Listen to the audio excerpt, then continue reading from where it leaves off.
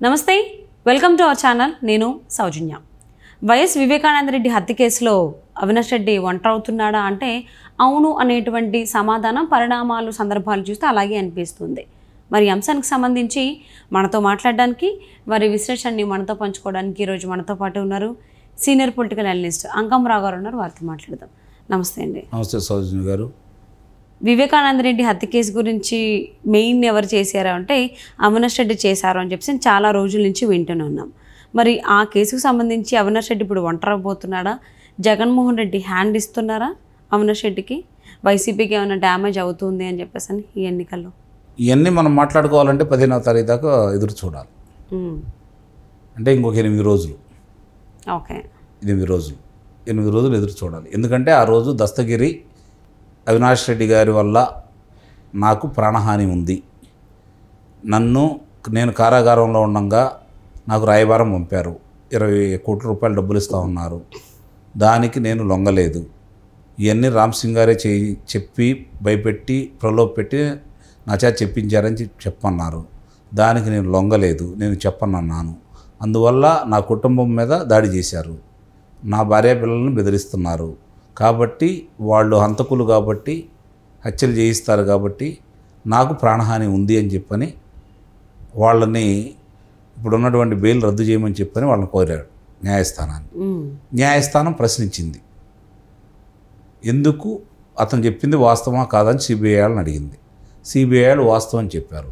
మరి చెప్పినప్పుడు మీరు దాని గురించి ఎందుకు పట్టించుకోలేదు? మీరు కదా అడగాల్సింది అతను బెయిల్ రద్దు చేయమని, మీరు ఎందుకు అడగలేదని అంటే సుప్రీం న్యాయస్థానంలో సునీత గారు దీని మీద వెళ్ళారు సుప్రీం న్యాయస్థానానికి.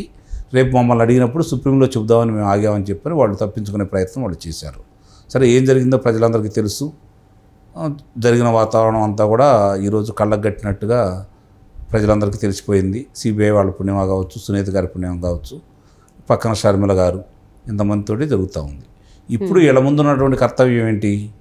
జరుగుతున్న దాన్ని రాయలసీమలో కాకుండా ఇప్పుడు అది ఆ రోజు ఎట్టయితే కలిసి వచ్చిందో ఈరోజు వాళ్ళ మెడకి చుట్టుకుంటుంది కాబట్టి దాని నుంచి తప్పించుకోవడానికి అవినాష్ రెడ్డి గారిని ఒక్కడి మీదే పెట్టేసుకుంటే పార్టీకి నష్టం రాకుండా ఎన్నికల్లో మళ్ళీ విజయం సాధించవచ్చు అనే తలంపు అయితే వాళ్ళకు ఉందని ఇప్పుడు ప్రసార మాధ్యమాల్లో ఇట్లా వస్తుంది.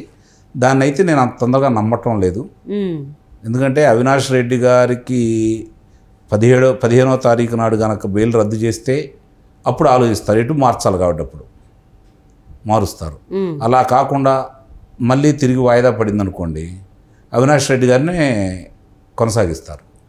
ఓకే, సో అంటే ఒకవేళ అవినాష్ రెడ్డిని అరెస్ట్ చేసేటువంటి అవకాశాలు ఉన్నాయనుకోండి, ఎందుకంటే నామినేషన్ దాఖలు చేసే లోపే, అప్పుడేంటంటారు పరిస్థితి? ఆయన అదుపులో తీసుకుంటే నిస్సందేహంగా మారుస్తారు కదా, అందుట్లో అనుమానమే ఉంటుంది.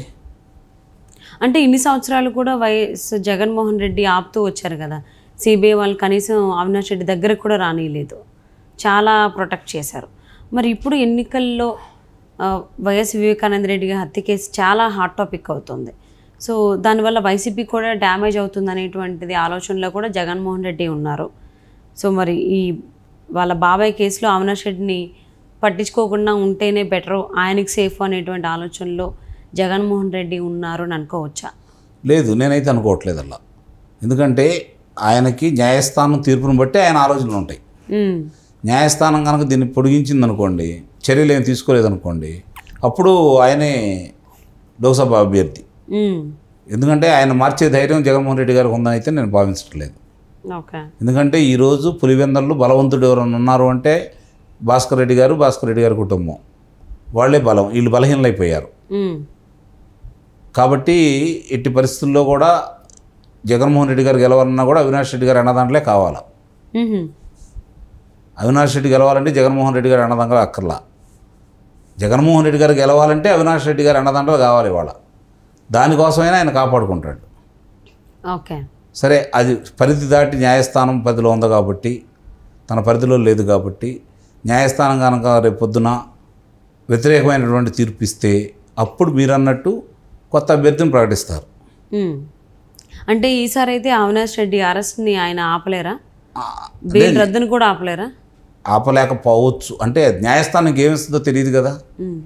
అంటే ఎన్ని సంవత్సరాలు అక్కడి నుంచి ఆయన హోల్డ్ చేయగలిగారు కదా ఆల్మోస్ట్. నిన్నటిదాకా రాలేదు కదా ఇతని మీద, ఈ మధ్య కదా మొదలైంది. అంతకుముందు అది పడకన పడేశారు, తర్వాత దాన్ని కొనసాగిస్తూ ఉండారు, సరైన విధంగా స్పందించలేదు కదా.